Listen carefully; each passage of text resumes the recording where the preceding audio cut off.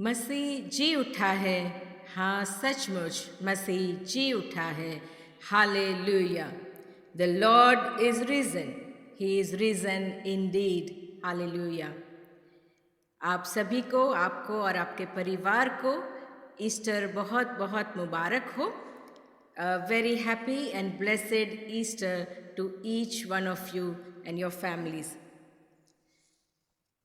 आइए हम इस समय मिलकर एक गीत गाएंगे। आज मसीह जी उठा है। हालेलुया।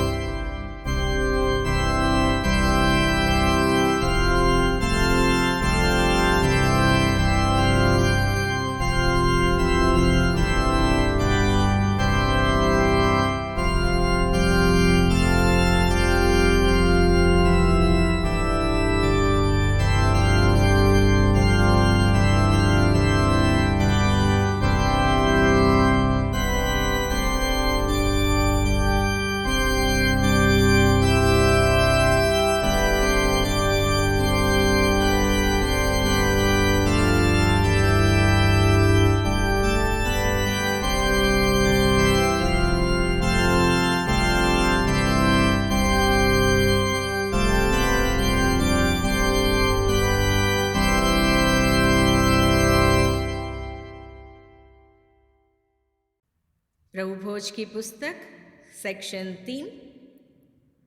हमारे खुदावंद यीशु मसीह का फजल, खुदा की मोहब्बत और रूहुल कुद्दूस की शिराकत आप सब के साथ होती रहे। हम एक साथ मिलकर कहें, ऐ तमाम कुदरत के खुदा, तेरे आगे सबके दिल का हाल खुला है। तुझे सबकी मुरादें मालूम हैं और तुझसे कोई भेद छिपा नहीं। अपने पाक रूह के असर से हमारे दिल के ख्यालों को पाक कर, ताकि हम तुझसे कामिल मोहब्बत रखें और लायक तौर पर तेरे पाक नाम की बढ़ाई करें। हमारे खुदावंद मसीह के वसीले से आमीन। आलमे बाला पर खुदा का जलाल और ज़मीन पर उसके लोगों में सुलह। खुदावंद खुदा, आसमानी बादशाह, तमाम कुदरत के खुदा बाप, हम तेरी परस्तिश करते, तेरा शुक्र करते और तेरे जलाल के लिए तेरी हम्द करते हैं।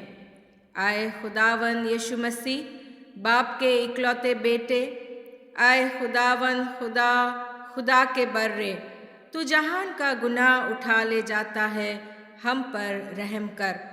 तू बाप के दाहिने बैठा है, हमारी दुआ कबूल कर, क्योंकि ऐ यीशु मसीह तू ही कुद्दूस है, तू ही खुदावंद है, तू ही पाक रूह के साथ खुदा बाप के जलाल में आला है। आमीन। आइए हम प्रार्थना करें।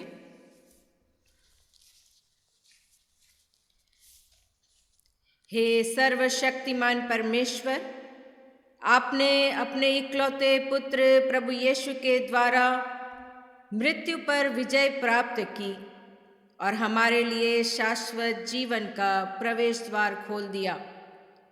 हम बड़ी दीनता से विनती करते हैं कि जैसे आपने अपनी विशेष प्रेरणा से हमारे मन में सद अभिलाषाएं उत्पन्न की हैं, वैसे ही अब हम आपकी निरंतर सहायता से इन अभिलाषाओं को सत्कार्यों में बदल सकें। हमारे प्रभु यीशु के द्वारा, जो आपके और पवित्र आत्मा के साथ एक परमेश्वर है और अब तथा सदा सर्वदा जीवित और राज्य करते हैं। आमीन। पुराने नियम से हम पाठ पढ़ेंगे। पुराने नियम का सबक लिया गया है निर्गमन की पुस्तक, उसका 15 अध्याय, उसकी पहली और दूसरी आयतें और 19 से 21 आयतें। The book of exodus chapter 15 versus 1 and 2 and 19 to 21। यहाँ इस प्रकार लिखा है, तब मूसा और इज़राइलियों ने यहोवा के लिए ये गीत गाया। उन्होंने कहा, मैं यहोवा का गीत गाऊंगा, क्योंकि वह महाप्रतापी ठहरा है। घोड़ों समेत सवारों को उसने समुद्र में पटक दिया है।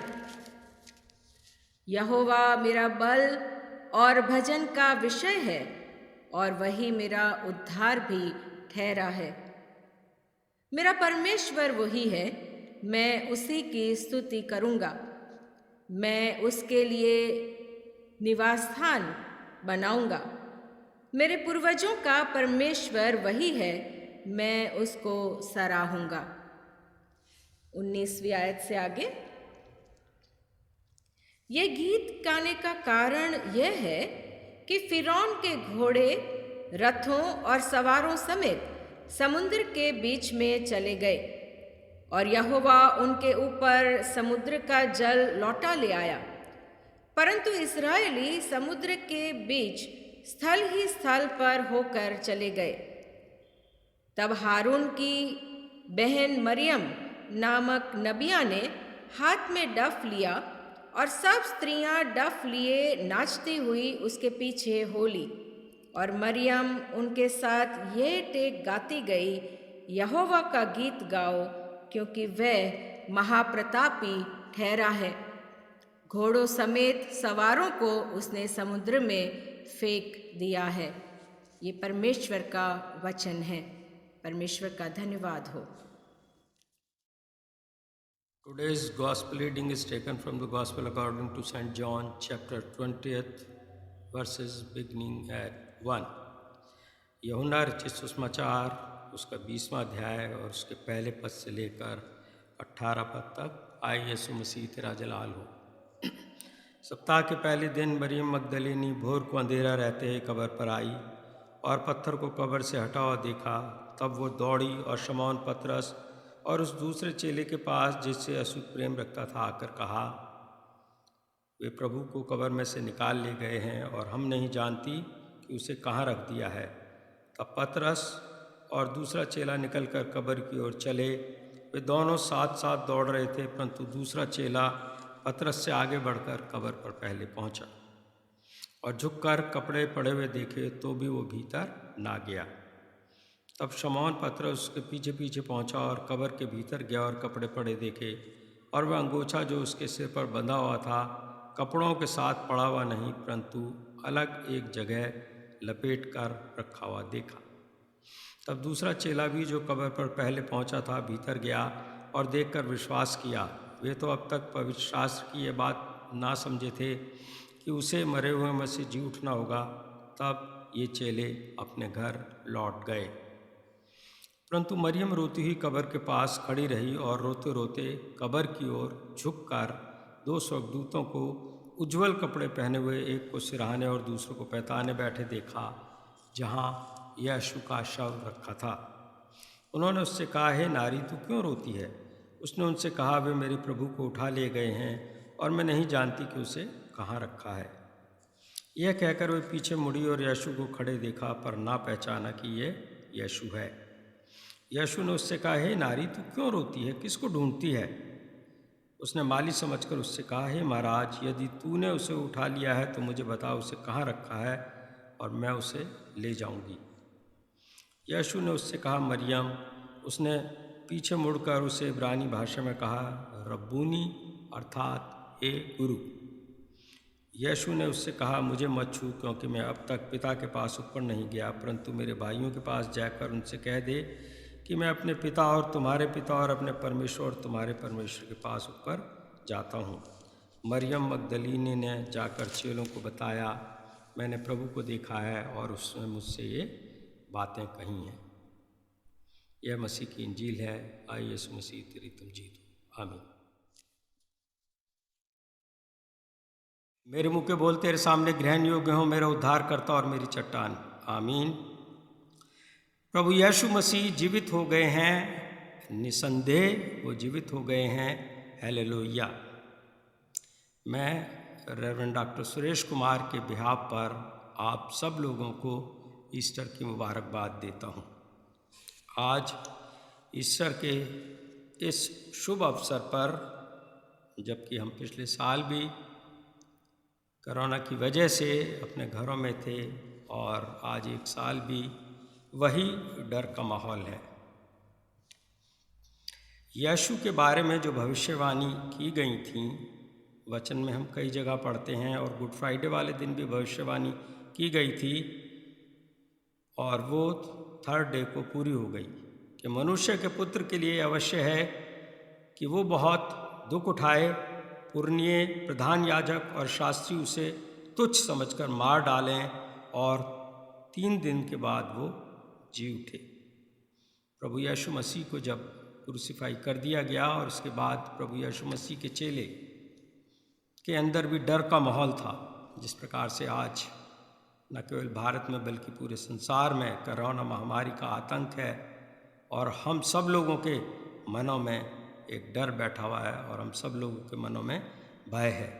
उसी प्रकार से प्रभु यीशु मसीह को क्रूसीफाई करने के बाद चेले जो हैं डर के मारे अपने घरों में जाकर कमरा बंद करके बैठे हुए थे, क्योंकि आज उनका गुरु या मास्टर उनके साथ नहीं था और उनके मन इस बात से आतंकित थे और भयभीत थे कि कहीं रोमन सिपाही आकर उन्हें पकड़ ना लें, ये कहकर के तुम यीशु मसीह के चेले हो या तुम भी उसके साथ थे, और उनके साथ उसी प्रकार का व्यवहार किया जाए जिस प्रकार से यीशु मसीह के साथ किया गया। तो इस भय के माहौल में वो लोग जी रहे थे और उसी प्रकार का माहौल आज भी हमें अपने इस देश में देखने को मिलता है। और ऐसे समय में आज हम प्रभु को धन्यवाद देते हैं कि उसने हमें इस कोरोना महामारी के पीरियड में हमें बचा कर रखा, हमारे को एक नया दिन और दिया हमारे जीवन में कि आज हम ईस्टर के त्यौहार को अपने परिवार वालों के साथ, अपने फ्रेंड्स के साथ खुशी के साथ मना सकते हैं। जैसा कि वचन में हमने देखा है कि वो भविष्यवाणी पूरी हुई कि पहले भी यीशु मसीह ने अपने मरने के तीसरे दिन जी उठने की भविष्यवाणी जो है प्रभु यीशु मसीह करते रहे थे, चेलों को बताते रहे थे, लेकिन यीशु मसीह के चेले इस बात को समझने में असमर्थ थे। तीसरे दिन जी उठे प्रभु यीशु मसीह। पुनरुत्थान पर्व अर्थात यीशु मसीह का मरने के बाद जी उठना हमारे मसीही चर्च की बुनियाद है, हमारी आशा और ये विश्वास है। यरूशलेम में हम कभी जाने का मौका मिलेगा तो आप देखेंगे, जब मैं गया तो हमने भी देखा कि एक जगह पर हज़ारों कब्रें हैं, वहाँ पर हैं, और लोग जो वहाँ जाते हैं जो ओल्ड एज में रहते हैं तो वो ये सोचते हैं कि अगर हमें भी यहाँ प्रभु अपने पास बुला ले तो हमारी कब्र भी यहीं बननी चाहिए। क्योंकि जिनको वहाँ दफनाया जाता है उनका ये विश्वास है कि जब यीशु मसीह दोबारा आएंगे तो यहाँ पर दफनाए हुए लोग जीवित हो जाएंगे, जिस प्रकार प्रभु यीशु मसीह तीसरे दिन जीवित हो गए थे। हमारा जो मसीही धर्म है वो 4 पिलर्स पर आधारित है। एक है यीशु मसीह का जन्म, यीशु मसीह की मृत्यु, मृत्यु के पश्चात यीशु मसीह का जीवित हो जाना और पिंतेकुस्त के दिन पवित्र आत्मा का उनके शिष्यों पर उतरना। यीशु की मृत्यु के बाद लोगों ने पिलातूस से आज्ञा ली और उसकी कब्र पर एक बहुत बड़ा पत्थर, जिसको कि कई लोग मिलके हिला सकते थे, वो यीशु मसीह की कब्र पर लगाकर सील कर दिया गया, क्योंकि पिलातूस के जो लोग थे और पिलातूस को खुद को इस बात का डर सता रहा था कि उन्होंने एक निर्दोष व्यक्ति को सजा दी है तो उसका साइड इफेक्ट कुछ ना कुछ होगा, इस बात का उन्हें डर था। और दूसरा ये था कि प्रभु यीशु मसीह जो हैं दोबारा जी उठेंगे, जी उठने का भय था। और शायद वे ये सोचते होंगे कि अगर प्रभु यीशु मसीह दोबारा जीवित हो गए तो हमसे शायद बदला लेंगे। तो कब्र पर जो बड़ा पत्थर था, जिसको कि 2 या 4 आदमी भी नहीं हिला पाते थे, इसलिए लगाया गया था कि कहीं उसके चेले उसके शव को उठाकर ना ले जाएं। और यदि जीवित भी हो गया तो पत्थर इतना बड़ा है कि एक आदमी से हिलेगा नहीं और जीवित होने के बाद जो है वो कब्र के अंदर ही रहेंगे। यूहन्ना रचित सुसमाचार उसका 11वां अध्याय 25वें पद में प्रभु यीशु मसीह ने कहा, पुनरुत्थान और जीवन मैं हूँ। और वचन में हम पाते हैं कई जगह पर कि यीशु के सम्मुख कोई कैसे मृत रह सकता था। यीशु ने जायरस की बेटी को जीवन दान दिया था, नाइन नगर की विधवा के बेटे को जिलाया था, 4 दिन से मृत पड़े लाजर को, जिसमें से दुर्गंध आ रही थी, उसको भी जिलाया था।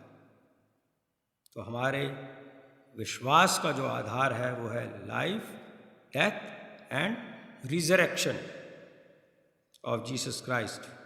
यीशु मसीह के जी उठने की वजह से ही आज सारा संसार जो है उसका अनुयायी है। आज के जब हम गॉस्पेल पैसेज को देखते हैं जहाँ पर कि खाली कब्र का वर्णन किया गया था कि सप्ताह के पहले दिन मरियम मगदलिनी सुबह सुबह, जबकि सूरज भी नहीं निकला था, वहाँ ऐसी प्रथा थी कि तीसरे दिन जाकर वो कब्र पर जाएं और उसकी कब्र पर खुशबू आदि लगाएं। तो उस समय मरियम जो है सुबह सुबह उठी और अंधेरा रहते ही वो कब्र पर आई जहाँ पर यीशु के शव को रखा गया था। और उसने देखा कि बड़ा सा पत्थर जो कि कब्र पर लगाया गया था, उसने उसे हटा हुआ देखा।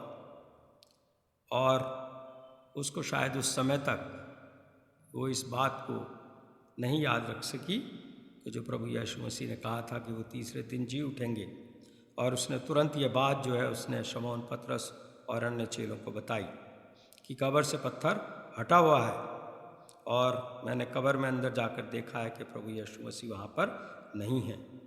यीशु को निकाल कर किसने कहाँ रखा है हमें नहीं मालूम।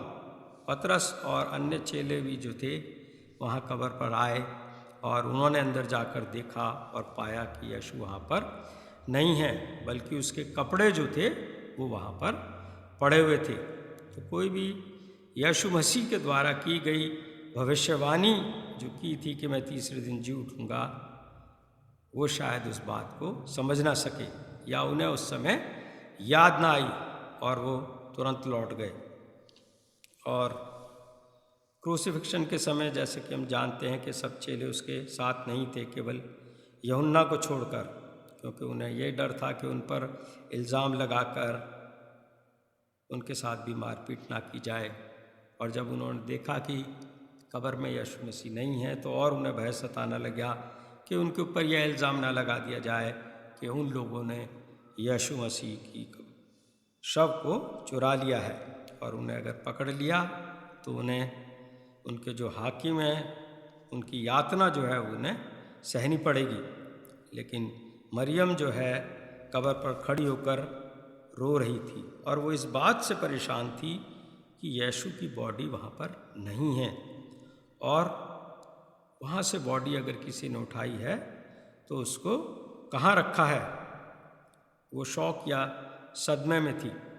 और मरियम ने कब्र के अंदर 2 स्वर्गदूतों को उज्ज्वल कपड़े पहने हुए, एक को सिरहाने और दूसरों को पैताने में बैठे हुए देखा जहाँ यीशु का शव रखा था। और उन्होंने मरियम को रोते हुए देखा और उससे कहा, हे नारी, तू क्यों रोती है? मरियम ने कहा, मेरे प्रभु को उठा ले गए हैं, उन्होंने उसको कहाँ रखा है मुझे नहीं मालूम। और मरियम पीछे मुड़ी और उसने यीशु को खड़े देखा, परंतु वो यीशु को पहचान ना सकी। मरियम ने सोचा कि शायद वो यहाँ पर जो बाग है उसका माली होगा, तो उसने माली समझकर उससे पूछा कि तुमने मेरे प्रभु को कहाँ छिपा कर रखा है, हमें बता। यीशु ने मरियम का नाम लेकर पुकारा, तब उसे पहचानी और वो यीशु को टच करने लगी। तो यीशु ने उससे कहा कि मुझे मत छू, क्योंकि मैं अभी तक पिता के पास नहीं गया हूँ, परंतु मेरे भाइयों के पास जाकर उनसे कह दे कि मैं अपने पिता और तुम्हारे पिता और अपने परमेश्वर और तुम्हारे परमेश्वर के पास ऊपर जाता हूँ। फिर मरियम मगदलीनी, जो शौक में थी, घबराई हुई थी, उसके मन से घबराहट निकल गई, बल्कि एक कॉन्फिडेंस उसके अंदर आ गया। तो उसने जाकर चेलों को बताया कि मैंने प्रभु को देखा है और उससे बात की है और प्रभु जीवित हो गए हैं। और वो प्रभु के जी उठने की इस प्रकार से पहली गवाह बनी। तो ईस्टर डे, जो कि एक महत्वपूर्ण दिन है, जब यीशु मसीह ने मौत पर जीत हासिल की, कब्र खाली थी, मौत जो है यीशु मसीह को अपने पास नहीं रख सकी। 1 कुरिन्थियों 15 अध्याय उसके 19 लिखा है कि यदि यीशु मसीह पुनः जीवित न होते तब हमारा विश्वास व्यर्थ है और हम पाप में मर जाते। कुलुसियों की पत्री में पौलुस कहते हैं कि यीशु ही प्रथम थे जो मृतकों में से जी उठे।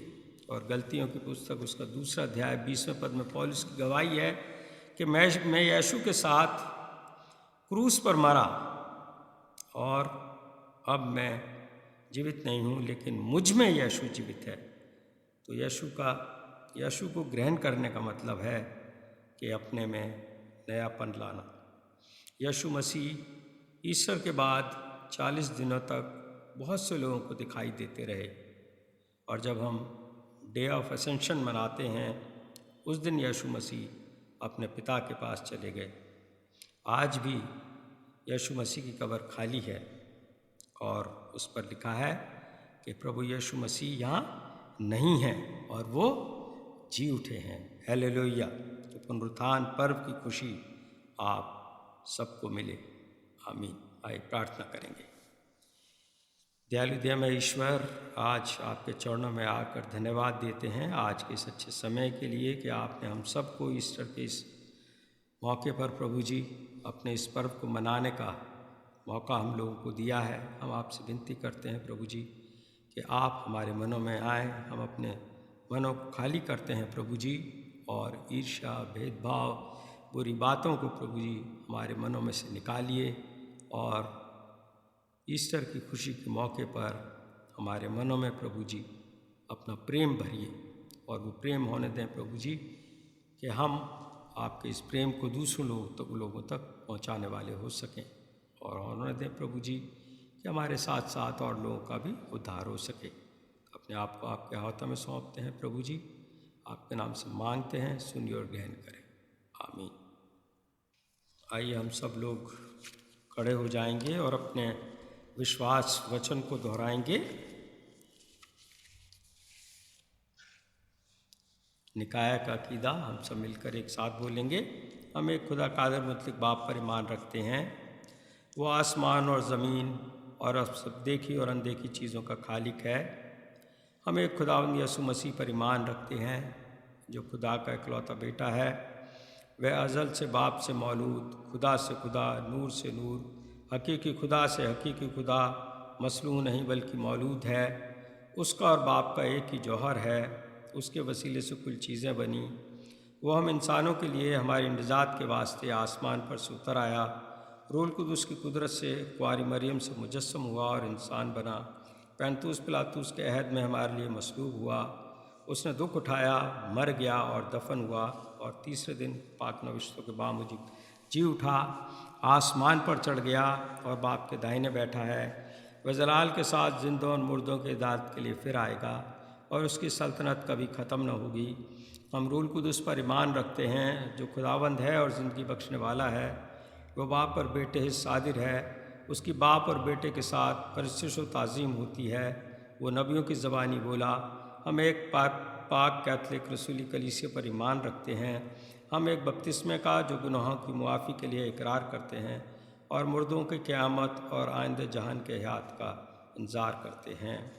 आमीन। आइए हम सिफारिशी दुआओं में शामिल हों। आइए हम सब इंसानों के लिए दुआ करें और अपनी दुआओं को खुदावन यीशु मसीह की दायमी सिफारिश के साथ पेश करें।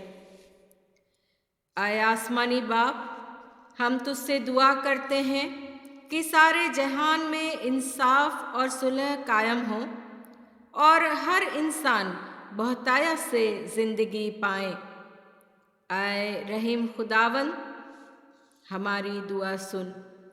उन सब के लिए जो इस गांव शहर में बसते हैं, और उन तमाम बातों को दूर करने के लिए भी जो एक दूसरे में फूट और झगड़े पैदा करती है, ताकि हमारे मुल्क में सच्ची एकता और मेल मिलाप की तरक्की हो।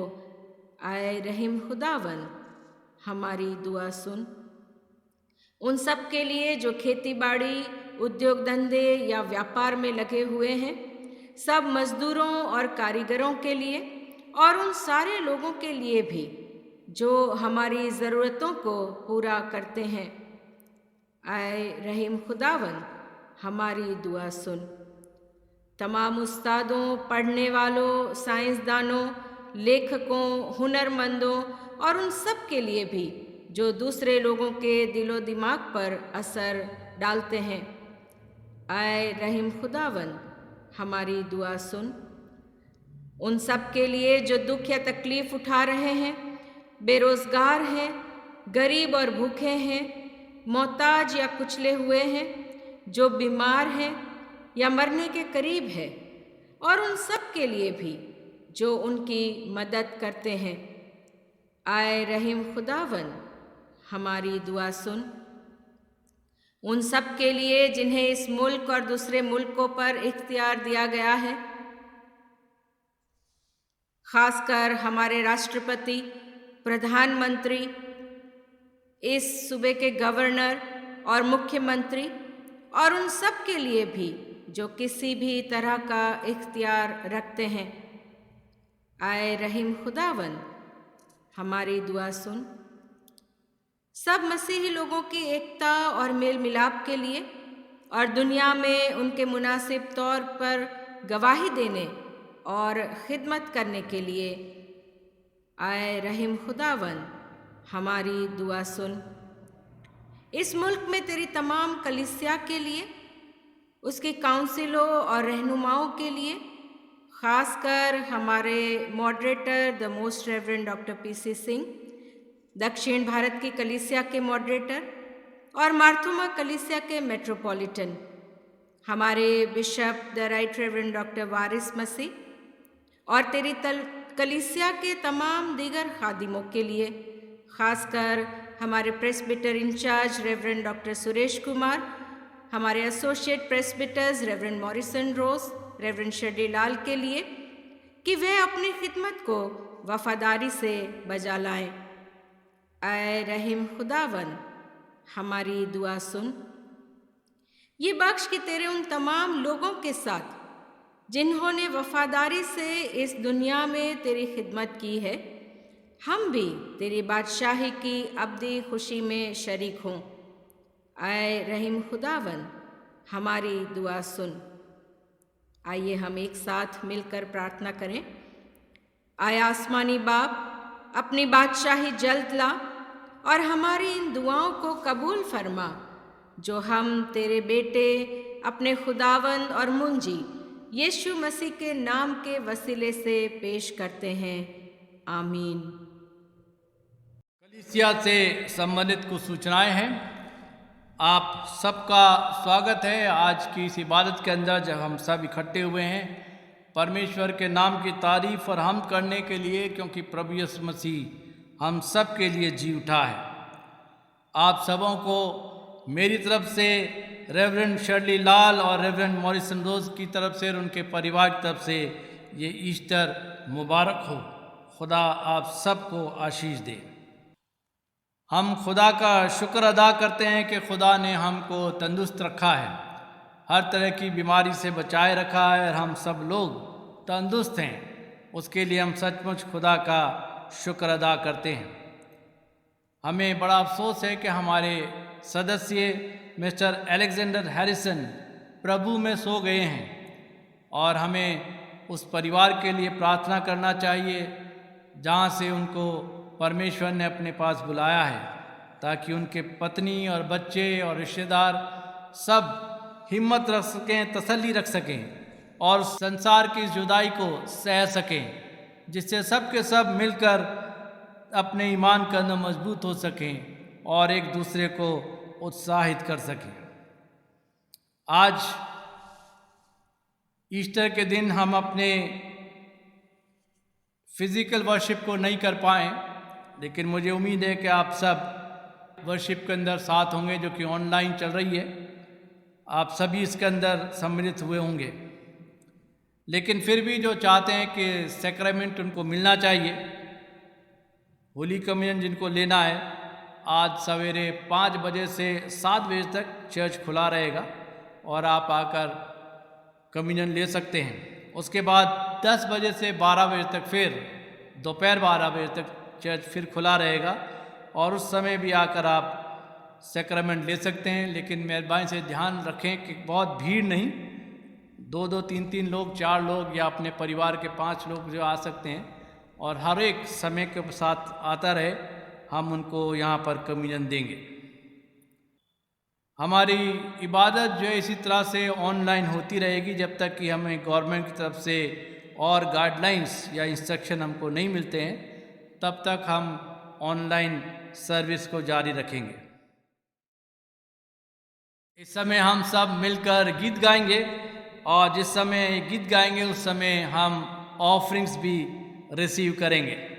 आज जब हम सब स्पेशल ऑफरिंग्स रिसीव करते हैं, जो एनवेलप्स आप साथ लेकर आए हैं, उस एनवेलप्स को आप यहाँ बॉक्स के अंदर डाल सकते हैं और जो कुछ भी आपकी ऑफरिंग्स देना चाहते हैं उसको भी आप इस बॉक्स में डालिए। अगर आपके पास एनवेलप्स नहीं है तो आप अपने घर से किसी भी एनवेलप को ला सकते हैं, रख सकते हैं, उस पर नाम लिख सकते हैं और यहाँ जमा कर सकते हैं, ताकि उसमें जो है हम सब परमेश्वर की महिमा के अंदर सम्मिलित हो सकें और परमेश्वर का दान परमेश्वर को दे सकें।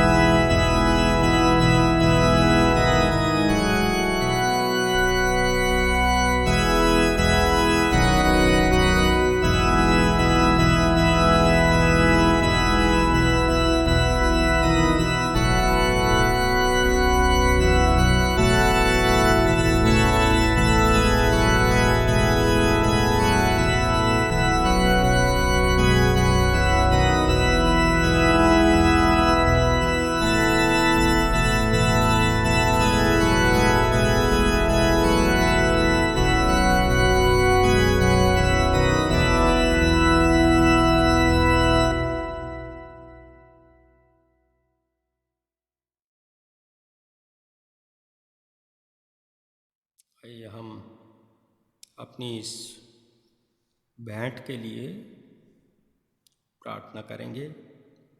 सर्वशक्तिमान दयालु दयामय ईश्वर, धन्यवाद करते हैं प्रभु जी उन भेंटों के लिए जो कि आपके नेक बंदों ने अपनी कमाई में से प्रभु जी पेश की हैं। इस पर आप अपनी प्रभु जी बरकत दें और होने दें आए खुदावंत कि आपके अच्छे कार्य के लिए इस्तेमाल की जाए, और प्रभु जिन्होंने दिया उनके भंडारों को और भर दें ताकि वो और देना सीख सकें। प्रभु जी आपके नाम से मांगते हैं, सुनिए और ग्रहण करें। प्रभु की प्रार्थना हम सब मिलकर एक साथ बोलेंगे। आए हमारे बाप, तू जो आसमान पर है, तेरा नाम पाक माना जाए, तेरी बादशाहत आए, तेरी मर्ज़ी जैसी आसमान में पूरी होती है ज़मीन पर भी हो। हमारे रोज़ की रोटी आज हमें दे, हमारे कसूरों को माफ़ कर क्योंकि हम भी अपने कसूर वालों को माफ़ करते हैं। हमें आजमाइश में न पड़ने दे बल्कि बुराई से बचा, क्योंकि बादशाही, कुदरत और जलाल हमेशा तेरा ही है। आमीन। खुदा का इत्मीनान जो समझ से बिल्कुल बाहर है तुम्हारे दिलों और ख्यालों और खुदा और उसके बेटे हमारे खुदावंद यीशु मसीह की पहचान और मोहब्बत में महफूज रखे, और कादिर मतलब खुदा बाप, खुदा बेटे और रूह कुद्दूस की बरकत तुम पर हो और तुम्हारे साथ हमेशा होती रहे। आमीन।